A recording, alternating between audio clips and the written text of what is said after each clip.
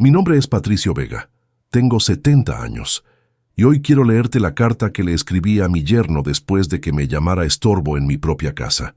Una carta que cambió para siempre su vida cuando entendió lo que realmente significaba esa palabra que había usado tan a la ligera. Porque lo que Nicolás, mi yerno, nunca imaginó es que yo había estado guardando durante años una sorpresa que haría que se arrepintiera profundamente de cada insulto, cada desprecio, cada vez que me trató como si fuera una carga molesta en lugar del hombre que había hecho posible toda su comodidad. Querido Nicolás, así empieza la carta que le escribí después de escucharlo decirle a mi hija que yo era un estorbo que complicaba sus planes de vida. Después de oírlo quejarse de que mi presencia en la casa limitaba su libertad, que tenerme ahí era como cuidar a un niño grande, que sería mejor para todos si yo me fuera a vivir a otro lado. Palabras que escuché desde mi cuarto una noche que pensaba que yo estaba dormido. Querido Nicolás, escribí, me tomé la libertad de llamarte así porque durante 3 años has vivido bajo mi techo, has comido de mi comida, has usado mis servicios, has disfrutado de mi generosidad y has permitido que yo sostuviera económicamente el hogar donde tú y mi hija han construido su matrimonio. Durante 3 años me has tratado con una mezcla de condescendencia y tolerancia que ahora entiendo que era solo el preludio de lo que realmente pensabas de mí. La noche que te escuché llamarme estorbo, tomé una decisión que había estado posponiendo durante meses. La decisión de mostrarte exactamente qué significa esa palabra cuando se aplica a las personas que realmente te han estorbado en la vida. Y esa carta, Nicolás, era solo el comienzo de una lección que cambiaría tu perspectiva sobre el respeto familiar para siempre. Escucha esta historia hasta el final y dime si alguna vez has subestimado a alguien mayor, pensando que no tenía poder para defenderse. Cuéntame también desde qué ciudad me estás escuchando, porque esta lección sobre las consecuencias de la ingratitud familiar vale para cualquier lugar del mundo, donde existan personas que confunden la bondad con la debilidad. Para que entiendas por qué las palabras de Nicolás me afectaron tanto, tengo que contarte cómo llegó a vivir en mi casa y cómo un hombre que había recibido solo beneficios de mi parte se convirtió en alguien que me veía como un problema que había que resolver. Porque la historia de cómo aprendió lo que significa la palabra estorbo empezó mucho antes de esa carta. Mi hija Carmen se casó con Nicolás hace 4 años. Él trabajaba como técnico en computación, ella como enfermera en el hospital público. Tenían un departamento alquilado pequeño pero cómodo, un auto usado pero confiable y los sueños típicos de una pareja joven: comprar una casa propia, tener hijos, construir un futuro estable juntos. Yo vivía solo en mi casa desde que murió mi esposa Elena hace 6 años. Era una casa grande de 3 dormitorios que había comprado cuando Carmen era adolescente, pensando en el futuro de mi familia. Después de la muerte de Elena, la casa se sentía vacía, pero era mi hogar, el lugar donde tenía todos mis recuerdos y donde había planeado vivir mis últimos años. Hace 3 años, Nicolás perdió su trabajo cuando la empresa de informática donde trabajaba cerró por problemas económicos. Estuvo desempleado durante 5 meses, viviendo de las tarjetas de crédito y del sueldo de Carmen. Cuando las deudas se volvieron insostenibles y no pudieron seguir pagando el alquiler, vinieron a pedirme ayuda. Les ofrecí que se mudaran temporalmente a mi casa. Tenía dormitorios disponibles. Ellos podrían ahorrar el dinero del alquiler para pagar sus deudas, y yo tendría compañía. Les dije que podían quedarse el tiempo que necesitaran para estabilizarse económicamente. Pensé que era una solución que beneficiaba a todos. Al principio todo funcionó bien. Nicolás consiguió un trabajo nuevo como soporte técnico en una empresa mediana. Carmen siguió trabajando en el hospital. Contribuían modestamente con algunos gastos de la casa, pero yo cubría la mayoría de los costos porque entendía que necesitaban tiempo para recuperarse económicamente. Durante los primeros meses, Nicolás era agradecido y respetuoso. Me ayudaba con tareas domésticas, conversábamos sobre tecnología y trabajo. Parecía valorar la oportunidad que le había dado de vivir sin pagar alquiler mientras reconstruía su situación financiera. Carmen estaba feliz de tener a su familia unida bajo el mismo techo, pero gradualmente empecé a notar cambios en la actitud de Nicolás. Después del primer año, empezó a actuar menos como un invitado agradecido y más como alguien que tenía derechos sobre la casa. Empezó a hacer comentarios sobre cómo modernizar la decoración, sobre cambios que harían la casa más funcional para una familia joven. Patricio, me decía, esta casa tiene mucho potencial, pero necesita actualizaciones. Deberíamos cambiar los muebles del living porque están muy anticuados. Deberíamos renovar la cocina porque el equipamiento es muy viejo, como si fuéramos socios en un proyecto de remodelación en lugar de propietario e invitado. Después, empezó a tomar decisiones menores sin consultarme. Cambió la configuración del Internet para optimizar su trabajo desde casa, reorganizó el garaje para hacer espacio para sus herramientas, instaló equipos de ejercicio en el sótano. Cuando le preguntaba por qué no me había consultado, me decía que eran mejoras que beneficiaban a toda la familia. También empezó a establecer rutinas como si fuera copropietario de la casa.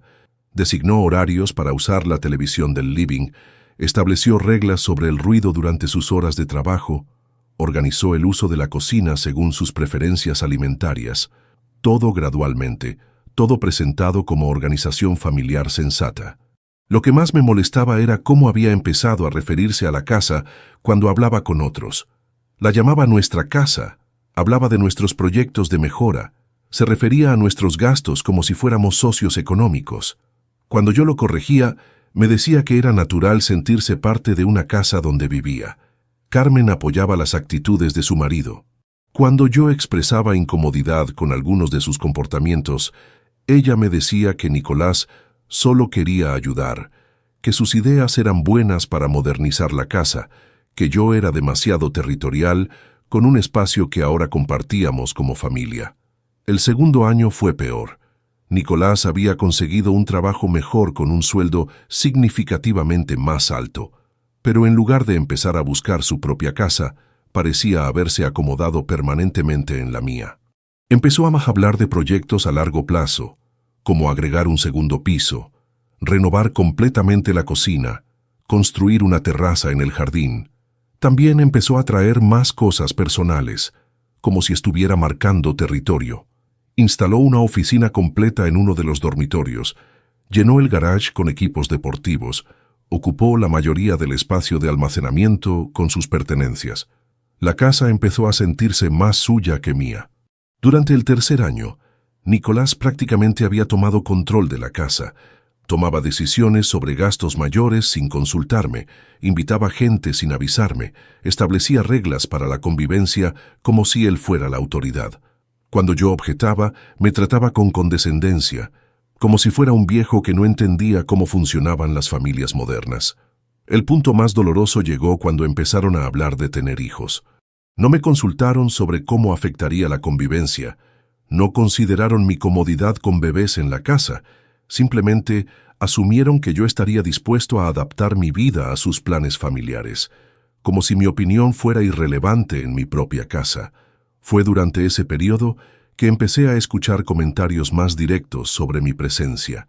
Nicolás se quejaba con Carmen sobre las limitaciones que imponía tenerme en la casa. Se quejaba de que no podían hacer ruido después de ciertas horas, de que tenían que considerar mis preferencias alimentarias, de que no podían reorganizar la casa según sus gustos. La noche que escuché la conversación que cambió todo, ellos pensaban que yo estaba dormido. Estaban en la cocina discutiendo sobre la posibilidad de mudarse a una casa propia. Carmen decía que sería difícil financieramente, que vivir con su padre les permitía ahorrar dinero significativo. Nicolás respondió con palabras que nunca voy a olvidar. «Carmen», dijo, «tu papá se ha convertido en un estorbo real. No podemos vivir nuestra vida como pareja joven con un viejo supervisando todo lo que hacemos. No podemos tener amigos, no podemos hacer ruido, no podemos ni siquiera reorganizar la casa según nuestros gustos. Es como tener un niño grande que hay que cuidar constantemente».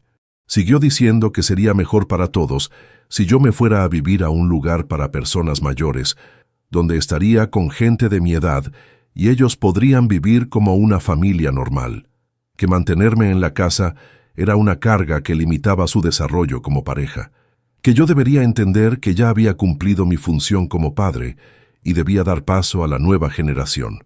Esas palabras me partieron el alma.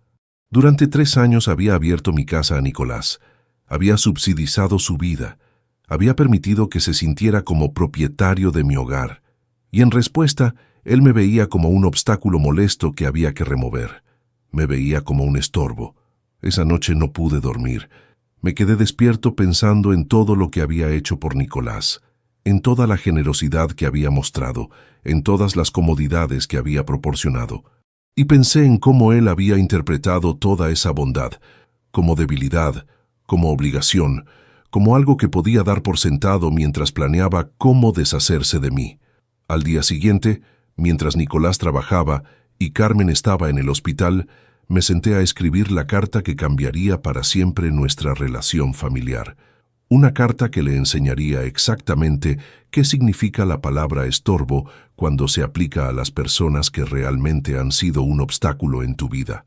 Querido Nicolás, escribí, anoche escuché sin querer tu conversación con Carmen donde me llamaste estorbo, donde dijiste que era como cuidar a un niño grande, que mi presencia limitaba tu libertad, que sería mejor para todos si me fuera a vivir a otro lado. Palabras que me dolieron profundamente, pero que también me ayudaron a entender algo muy importante sobre ti. Me ayudaron a entender que durante estos 3 años has confundido mi generosidad con obligación. Has confundido mi hospitalidad con debilidad. Has confundido mi amor paternal con permiso para tratarme como un obstáculo molesto. Y sobre todo, has confundido el concepto de quién realmente ha sido un estorbo en esta relación. Permíteme aclararte algunos hechos que quizás has olvidado en tu evaluación de quién estorba a quién. Cuando perdiste tu trabajo hace 3 años, ¿quién te abrió las puertas de su casa para que no terminaras en la calle? Cuando no podías pagar el alquiler, ¿quién te ofreció un techo gratis para que pudieras recuperarte económicamente? Cuando necesitabas tiempo para encontrar trabajo nuevo, ¿quién te dio la estabilidad de un hogar sin presión financiera? Durante estos 3 años he pagado la mayoría de los gastos de esta casa.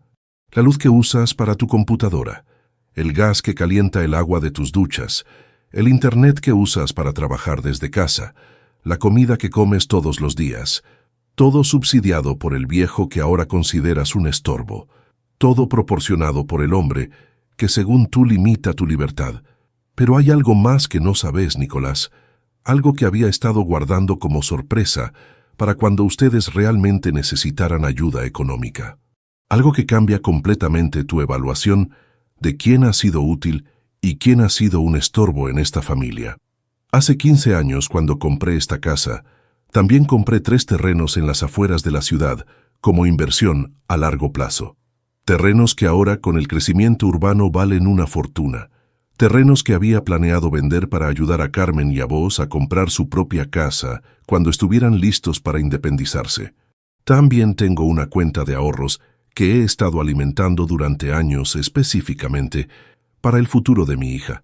Dinero que había planeado usar para los gastos de sus futuros hijos, para emergencias médicas, para asegurar que Carmen tuviera seguridad económica sin importar lo que pasara conmigo. En total, Nicolás, tengo un patrimonio de aproximadamente $400,000 que había estado reservando para el bienestar de mi familia. $400,000 que habían sido destinados para hacer que tu vida y la vida de Carmen fueran más fáciles y más seguras. Pero tu conversación de anoche me hizo reconsiderar completamente esos planes. Me hizo entender que hay una diferencia fundamental entre ayudar a Family que te aprecia y ayudar a Family que te ve como un estorbo. Me hizo entender que mi generosidad había sido malinterpretada como obligación, que mi amor había sido confundido con debilidad. Así que tomé algunas decisiones, Nicolás. Decisiones que creo que te ayudarán a entender exactamente qué significa la palabra estorbo cuando se aplica correctamente. Decisiones que te enseñarán la diferencia entre tener apoyo familiar y no tenerlo. Primero, he decidido vender esta casa. La casa donde has vivido gratis durante 3 años. La casa que considerabas tuya. La casa donde pensabas criar a tus futuros hijos. La voy a vender y me voy a mudar a un departamento pequeño diseñado para una persona mayor. Un lugar donde no voy a estorbar a nadie, porque voy a vivir solo. Segundo, los terrenos que había planeado vender para ayudarte a comprar tu propia casa, ahora van a ser vendidos para financiar mi nueva vida independiente. El dinero que habría sido tu down payment para una casa propia, ahora va a ser mi seguridad económica para la vejez. Tercero, la cuenta de ahorros que había destinado para los futuros gastos de Carmen ahora va a ser transferida a una fundación que ayuda a personas mayores que han sido abandonadas por sus familias. Personas que realmente entienden lo que significa ser tratado como un estorbo por los que más amas. ¿Sabes qué significa esto prácticamente, Nicolás? Significa que vas a tener que buscar tu propia casa con tus propios recursos. Significa que vas a tener que pagar alquiler completo por primera vez en 3 años. Significa que cuando tengas hijos, vas a tener que financiar todos sus gastos sin la ayuda del abuelo que considerabas un estorbo. Significa que vas a aprender exactamente lo que cuesta vivir sin el apoyo de la persona mayor que habías estado dando por sentado. Vas a aprender lo que se siente cuando el estorbo que limitaba tu libertad ya no está ahí para subsidiarte la vida. Pero no te preocupes, Nicolás. Ahora vas a tener toda la libertad que querías. Libertad para pagar tus propias cuentas, libertad para buscar tu propia casa, libertad para criar a tus hijos sin la interferencia del viejo que te estorbaba, libertad completa para ser el hombre independiente que siempre quisiste ser. También vas a tener la libertad de explicarle a Carmen por qué perdieron la oportunidad de recibir $400,000 en ayuda familiar. Libertad para contarle cómo tus comentarios sobre su padre siendo un estorbo resultaron en la pérdida del apoyo económico que habría asegurado el futuro de sus hijos. Espero que esa libertad valga más que la seguridad financiera que acabas de perder. Espero que la ausencia del estorbo compense la pérdida del benefactor, porque a partir de ahora, Nicolás, vas a entender perfectamente qué significa esa palabra que usaste tan casualmente para describirme. La carta continuaba durante varias páginas más, detallando exactamente cómo su comportamiento había afectado mi decisión, explicando las oportunidades perdidas, describiendo el futuro que él había elegido al tratarme como un estorbo, pero sobre todo explicándole que las acciones tienen consecuencias, especialmente cuando se trata con crueldad a las personas que te han ayudado. Cuando terminé de escribir la carta, la dejé en la mesa de la cocina donde Nicolás la encontraría cuando volviera del trabajo. También dejé copias de los documentos de los terrenos, estados de cuenta bancarios y estimaciones de valor de la casa. Quería que entendiera exactamente qué estaba perdiendo con su actitud. Esa tarde, cuando Nicolás llegó del trabajo y encontró la carta, pude escuchar desde mi cuarto cómo su respiración se agitaba mientras leía. Pude oír cómo se le caían los papeles de las manos cuando vio los números reales de lo que había estado rechazando. Pude escuchar cómo le decía a Carmen, con voz quebrada, que habían cometido el error más costoso de sus vidas. Carmen llegó del hospital 1 hora después. El sonido de su llanto cuando Nicolás le explicó la situación se escuchó por toda la casa. Era el llanto de alguien que entendía que había perdido no solo dinero, sino la seguridad económica de toda su familia futura. El llanto de alguien que se daba cuenta de que las palabras pueden tener consecuencias devastadoras. Esa noche, ambos vinieron a mi cuarto a pedir perdón. Vinieron llorando, explicando que Nicolás no había hablado en serio, que estaba estresado por el trabajo, que mis comentarios habían sido malinterpretados, pero yo ya había tomado mi decisión. Ya había llamado a agentes inmobiliarios, ya había contactado con la Fundación de Beneficencia, ya había comenzado el proceso de cambiar el futuro financiero de toda la familia. Patricio, me dijo Nicolás con lágrimas en los ojos, yo no sabía sobre los terrenos, no sabía sobre los ahorros, no sabía que tenías planes para ayudarnos. Si hubiera sabido, nunca habría dicho lo que dije. Pero ese era exactamente el punto, le respondí. No sabías porque nunca te tomaste el tiempo de conocerme realmente, de valorar lo que hacía por ustedes, de considerar que quizás el viejo que considerabas un estorbo tenía más valor del que habías calculado. Durante las siguientes semanas, Traté de mantenerse esperanza de que yo cambiara de opinión. Nicolás empezó a tratarme con una amabilidad exagerada, ayudando con todas las tareas domésticas, preguntando constantemente si necesitaba algo, actuando como el yerno perfecto que nunca había sido antes. Pero era demasiado tarde para gestos compensatorios. Carmen también cambió su actitud completamente. Empezó a pasar más tiempo conmigo, a preguntarme sobre mis planes, a tratar de entender por qué había tomado decisiones tan drásticas. Pero le expliqué que las decisiones no habían sido drásticas. Habían sido la respuesta natural a 3 años de ser tratado como un ciudadano de segunda clase en mi propia casa. Les expliqué que el problema no era solo la palabra estorbo. El problema era los 3 años de comportamiento que habían llevado a esa palabra. Los 3 años de tomar mi generosidad por sentado. Los 3 años de actuar como si mis sacrificios fueran obligaciones. Los 3 años de planear su futuro sin considerar mis sentimientos o mis derechos. 6 meses después de entregar la carta, vendí la casa. El día de la mudanza, Nicolás y Carmen se fueron a un departamento alquilado que consumía la mayoría de sus ingresos combinados. Yo me mudé a un departamento pequeño pero cómodo, en un complejo residencial para personas mayores, donde vivía independientemente pero con servicios de apoyo disponibles. La diferencia en mi calidad de vida fue inmediata y dramática. En lugar de vivir con la tensión constante de ser tratado como un invitado molesto en mi propia casa, vivía en un espacio que era completamente mío. En lugar de tener que negociar cada decisión con personas que no respetaban mi autoridad, tomaba todas las decisiones sobre mi vida y mi espacio. En lugar de subsidiar la vida de personas que me veían como una carga, usaba mis recursos para mi propia comodidad y bienestar. Contraté servicios de limpieza, comía en restaurantes cuando quería, viajé a lugares que había postergado durante años. Por primera vez en mucho tiempo, me sentía valorado y respetado. Los terrenos se vendieron por una cifra incluso más alta de la que había estimado. El desarrollo urbano había aumentado su valor más rápido de lo previsto. Ese dinero, junto con el dinero de la venta de la casa, me dio seguridad financiera completa para el resto de mi vida. Ya no dependía de nadie. Ya no tenía que tolerar falta de respeto por necesidad económica. Nicolás y Carmen lucharon económicamente durante el primer año después de la mudanza. Sin mi subsidio, descubrieron que su nivel de vida había estado artificialmente inflado durante años. Tuvieron que hacer ajustes mayores, auto más barato, entretenimientos más limitados, planes de tener hijos pospuestos indefinidamente.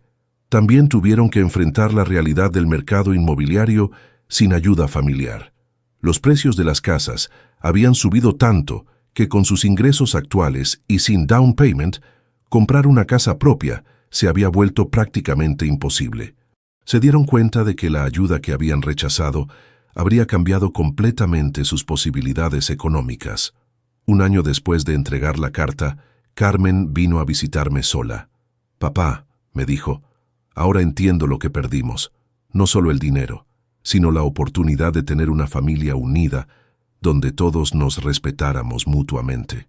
Ahora entiendo que Nicolás y yo confundimos tu generosidad con obligación, tu amor con debilidad». Me contó que habían empezado terapia de pareja para procesar lo que había pasado, que Nicolás había tenido que enfrentar aspectos de su personalidad que nunca había reconocido, su tendencia a dar por sentado la ayuda de otros, su incapacidad para valorar sacrificios que no entendía completamente, su costumbre de racionalizar comportamientos irrespetuosos. También me contó que habían empezado a entender el impacto real de sus actitudes durante los 3 años que vivieron conmigo, que se habían dado cuenta de que habían tratado mi casa como si fuera suya, mis recursos como si fueran compartidos, mi hospitalidad como si fuera un derecho adquirido. Carmen me pidió perdón por no haber intervenido cuando vio que Nicolás se estaba extralimitando. Me dijo que había estado tan enfocada en mantener la paz familiar que había ignorado las señales de que su marido estaba abusando de mi generosidad. Me dijo que ahora entendía que mi reacción había sido proporcional a el abuso que había tolerado. Le dije que apreciaba sus disculpas, pero que las consecuencias de las decisiones que habían tomado no se podían cancelar con arrepentimiento tardío, que había aprendido lecciones importantes sobre establecer límites en relaciones familiares, sobre no permitir que la generosidad fuera confundida con obligación. También le dije que había descubierto que era posible vivir independientemente y con dignidad en la vejez, que no necesitaba tolerar falta de respeto por el bien de la unidad familiar, que podía elegir con quién compartir mi tiempo y mis recursos basándome en cómo me trataban, no en obligaciones familiares automáticas. 2 años después de la carta, Nicolás finalmente me pidió una reunión personal. Vino a mi departamento, se sentó en mi sala de estar y me pidió perdón de una manera que me convenció de que realmente había entendido la gravedad de sus errores. Patricio, me dijo, pasé 2 años pensando que habías reaccionado de manera exagerada a un comentario que hice sin pensar.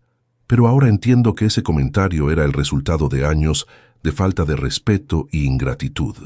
Me explicó que los 2 años de lucha económica le habían enseñado a valorar la ayuda familiar de una manera que nunca había valorado antes, que tener que pagar alquiler completo, cubrir todos los gastos domésticos y planear el futuro sin apoyo económico le había dado perspectiva sobre cuánto había recibido durante los años que vivió en mi casa. También me explicó que la terapia le había ayudado a entender que había desarrollado una sensación de entitlement hacia mi generosidad, que había empezado a ver mis sacrificios como obligaciones automáticas, mis recursos como extensiones de sus propios recursos, mi casa como un espacio que tenía derecho a controlar.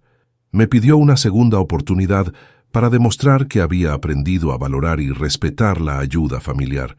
No me pidió que restaurara el apoyo económico que había perdido, porque entendía que esas consecuencias eran justas. Pero sí me pidió la posibilidad de reconstruir una relación basada en respeto mutuo y gratitud genuina. Le dije que estaba dispuesto a considerar una relación cordial, pero que cualquier relación futura tendría que ser construida gradualmente, que empezaríamos con visitas ocasionales donde él pudiera demostrar que había cambiado sus actitudes fundamentalmente, que si esas interacciones iban bien, podríamos desarrollar una relación más cercana.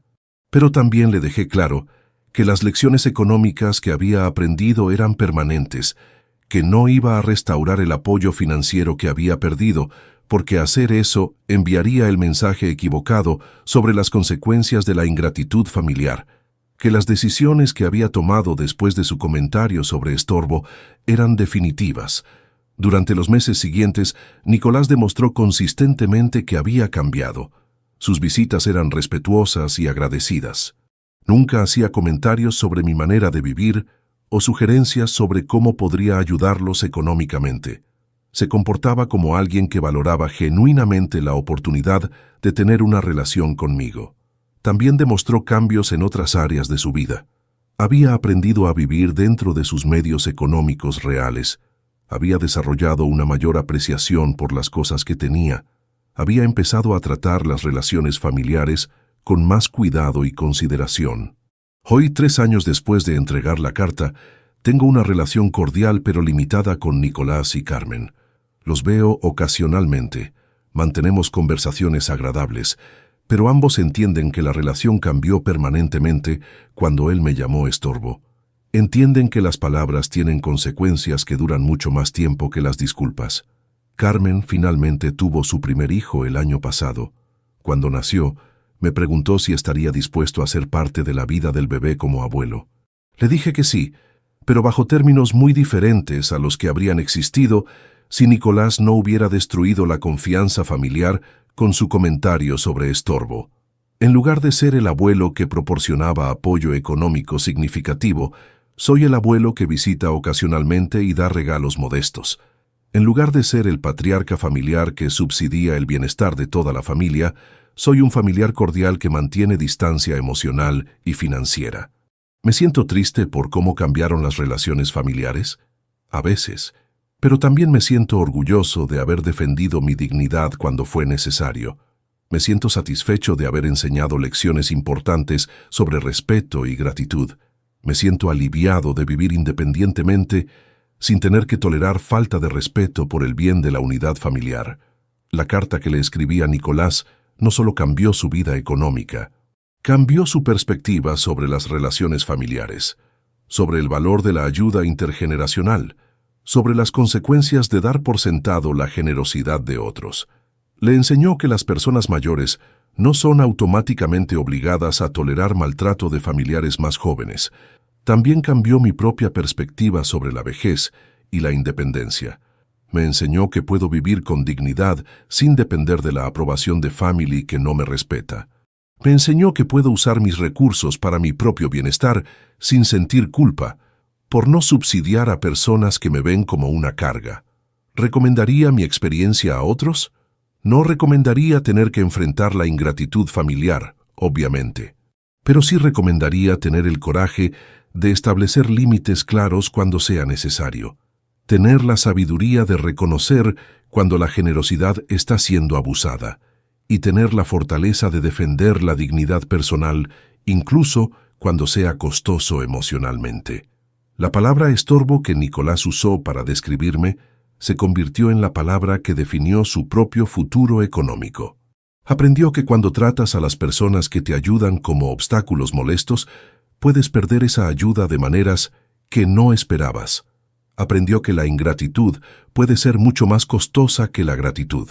¿Qué mensaje final quiero dejar con esta historia?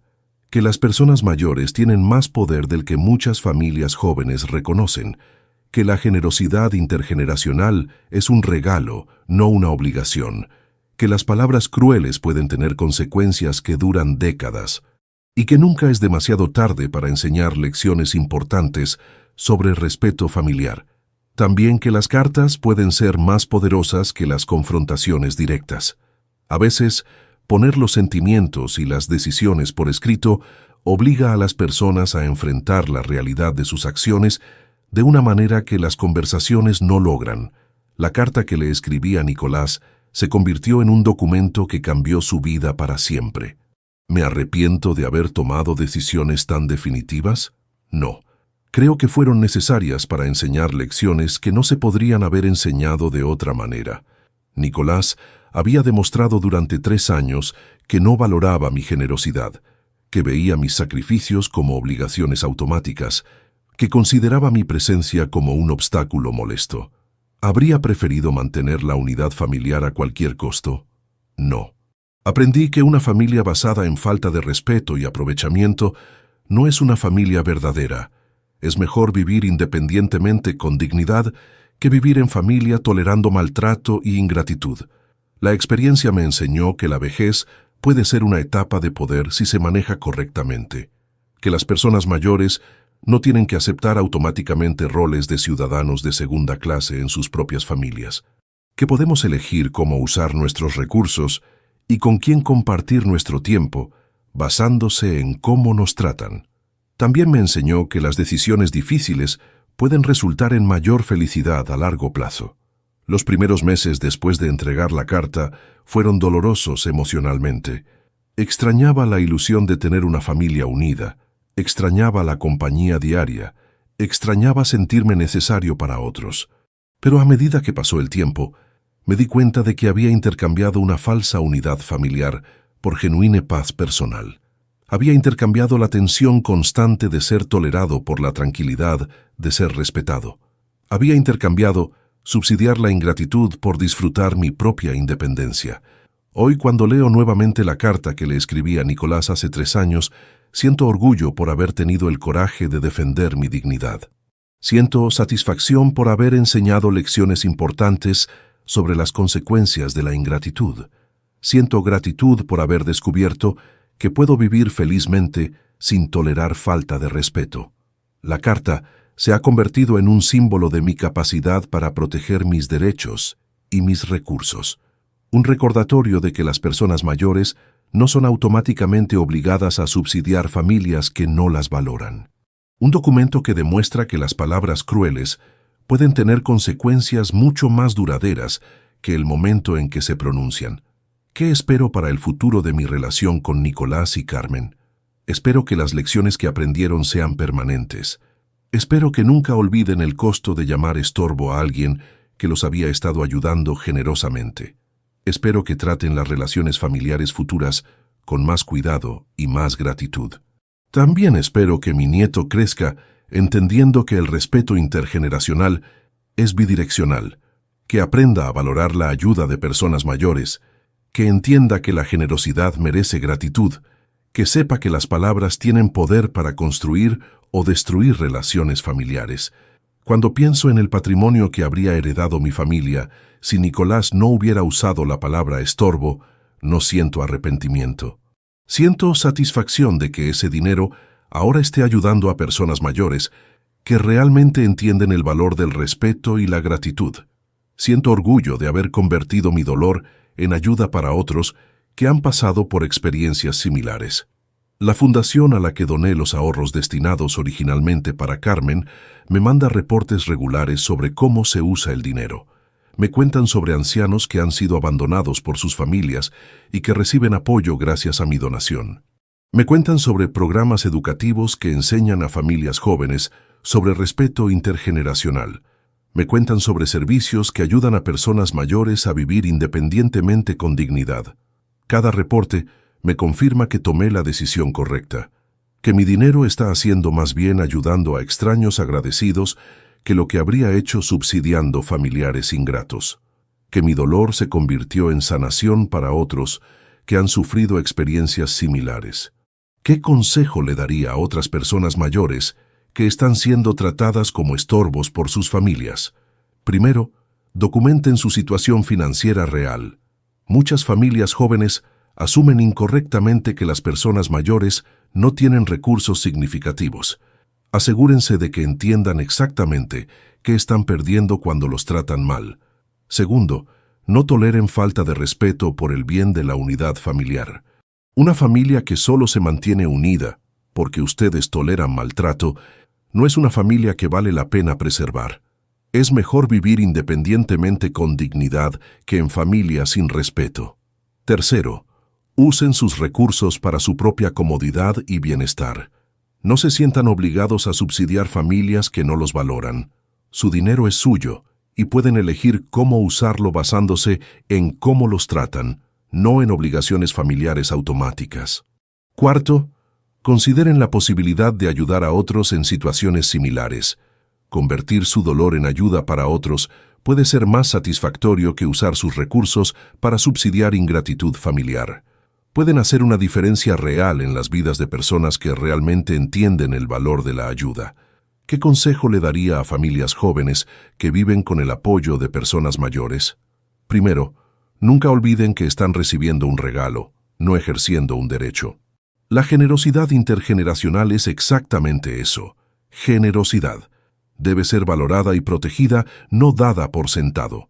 Segundo, expresen gratitud activamente y regularmente. No asuman que las personas mayores saben que aprecian su ayuda. Díganlo explícitamente, demuéstrenlo frecuentemente. Asegúrense de que entiendan que su generosidad es valorada. Tercero, incluyan a las personas mayores en decisiones importantes que afecten el hogar compartido. No tomen decisiones unilaterales sobre espacios o recursos que no les pertenecen. Respeten que ustedes son invitados, no propietarios. Cuarto, planeen activamente para su independencia futura. No se acomoden tanto en la generosidad de otros que olviden trabajar hacia sus propias metas. Las personas mayores no están obligadas a subsidiarlos indefinidamente. Quinto, cuidado con las palabras que usan para describir a las personas que los ayudan. Palabras como estorbo, carga o molestia pueden tener consecuencias que duran décadas. Las personas mayores tienen memoria larga y recursos que ustedes pueden no conocer.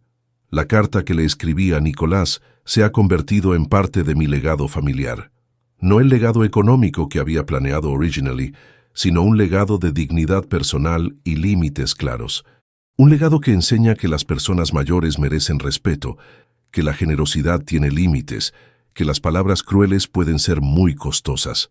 Cuando mi nieto sea mayor y lea esa carta, entenderá que su abuelo no era el estorbo que su padre pensaba que era. Entenderá que había recursos familiares significativos que se perdieron por falta de respeto. Entenderá que las relaciones familiares requieren gratitud mutua, no solo tolerancia de una parte. Quizás lo más importante que entenderá es que las personas mayores tienen dignidad que merece ser protegida, que no somos automáticamente obligados a tolerar maltrato por el bien de la unidad familiar, que podemos elegir cómo usar nuestros años restantes, nuestros recursos acumulados, nuestro tiempo y nuestra energía. Mi historia no es única.